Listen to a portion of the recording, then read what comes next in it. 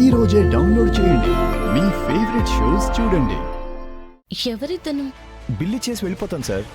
Bill ఇవ్వకపోతే sir ఖాతా clear చేయనని చెప్పారు. ఏ కుదరదు, చెప్తుంటే అర్థం కావట్లేదా? వెళ్ళు. Sir sir please sir. కేడి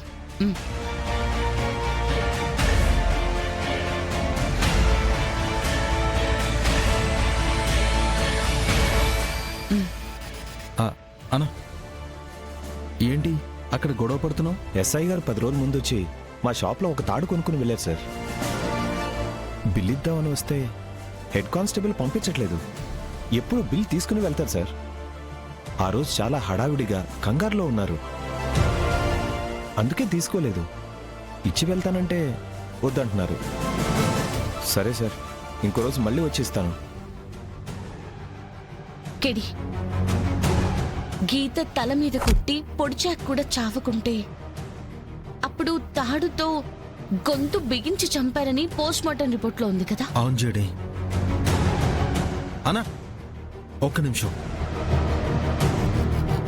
చెప్పండి సార్. మేము పోలీసులమే. ఓ అవునా? మాకు చిన్న సాయం కావాలన్నా. చెప్పండి సార్.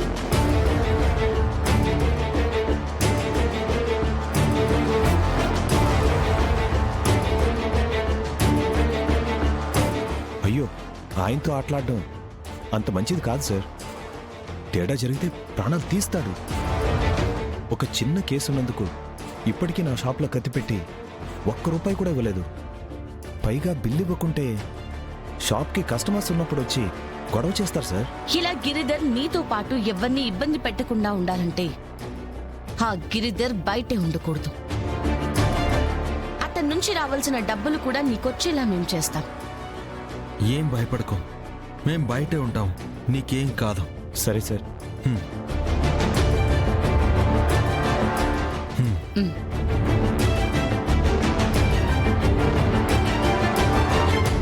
సార్, మీతో మాట్లాడాలి. కానిస్టేబుల్, వీడిని తీసుకెళ్ళు. ఎవరిని పంపించొద్దని చెప్పాను కదా. Sir urgent sir. రాబోయారా? చెరువు దగ్గర రాజు.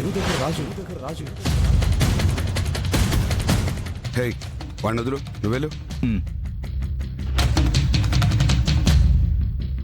ఏమన్నావురా? చెరువు దగ్గర రాజు అన్నాను సార్. అది నీకెలా తెలుసు? చెప్పు. మీరు ఆ రోజు తాడు కొనుక్కుని బిల్లు తీసుకోకుండా వెళ్ళిపోయారు కదా సార్. మళ్ళీ బిల్లు ఇవ్వకుంటే తిడతారని నేను మీ వెంటే వచ్చాను సార్. మీరు చెరువు దగ్గరికి వెళ్ళి రాజుని, ఒక అమ్మాయిని చంపడం నేను చూశాను సార్. ఛే, ఎందుకు వచ్చావు?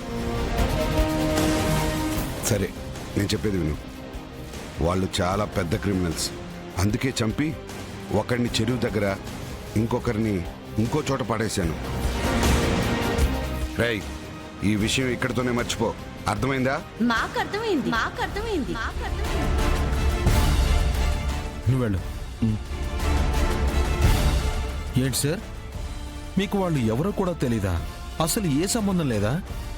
ఇప్పటికైనా నేరం ఒప్పుకొని నిజం చెప్పు. నిజమేం లేదు సార్, నేనేం చేయలేదు.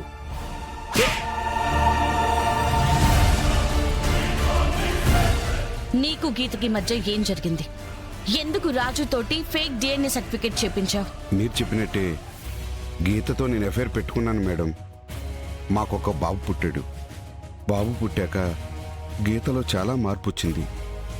తనని పెళ్లి చేసుకోమని కొన్ని రోజులు నా వెంట పడింది. నువ్వు దానికి ఒప్పుకోలేదని తన కొడుక్కి తండ్రి స్థానంలో నిన్ను ఉండమని చెప్పింది, అంతేనా? అవును, దానికి కూడా నేను ఒప్పుకోలేదు.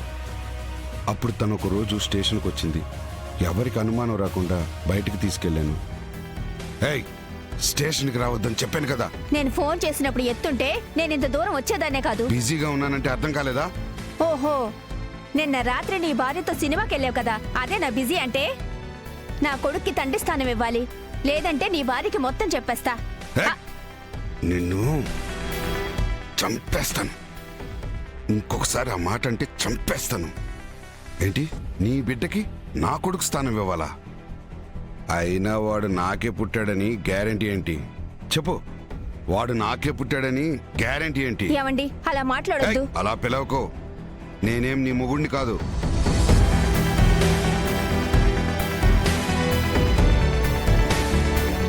సరే, ఒక డిఎన్ఏ టెస్ట్ చేపిద్దాం. వాడు నా కొడుకని తేలితే నువ్వు చెప్పినట్టు వాడిని నా కొడుకుగా అంగీకరిస్తా. కాదని వస్తే మీ ముఖాలు కూడా నాకు చూపించొద్దు. సరే.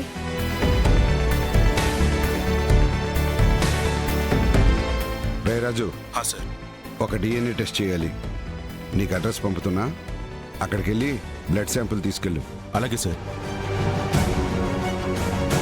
ఇంటికెళ్ళు, వాడు వచ్చాక నేనే వస్తాను.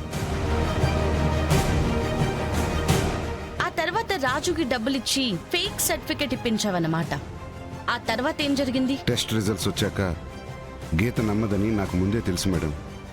అది నమ్మి వెళ్ళిపోతే వదిలేద్దాం అనుకున్నాను, కానీ గీత వినలేదు.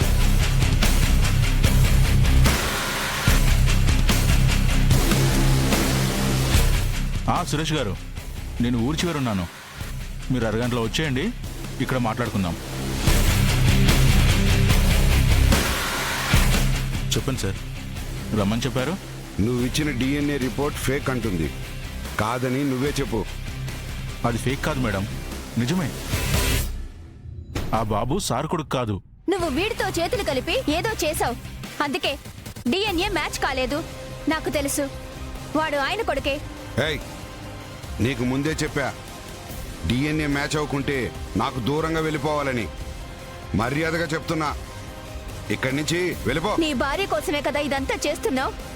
ఇప్పుడే మీడియా దగ్గరికి వెళ్తా. నీ గురించి నిజాలన్నీ తెలిసాక కూడా నీ భార్య నీతో ఎలా ఉంటుందో నేను చూస్తాను. ఏయ్, ఎక్కడికి వెళ్తున్నావు? నన్ను కాదని మీడియా దగ్గరికి వెళ్తావా? నిన్ను సార్,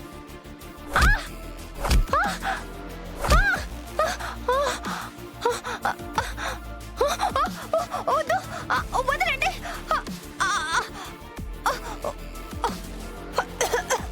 వదలండి.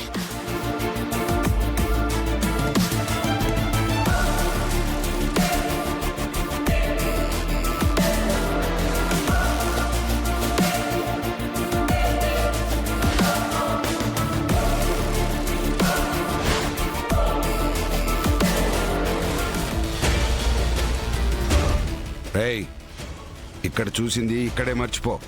అలాగే మర్చిపోతాం సార్, కానీ దానికి 10 లక్షలు ఖర్చు అవుతుంది. రాజు బ్రతుకుంటే నా అక్రమ సంబంధానికి, నా నేరానికి సాక్ష్యం ఉంటుందని, పైగా వాడి మౌనం ఖరీదు 10 లక్షల దగ్గర ఆగదని నాకు కూడా తెలుసు. అందుకే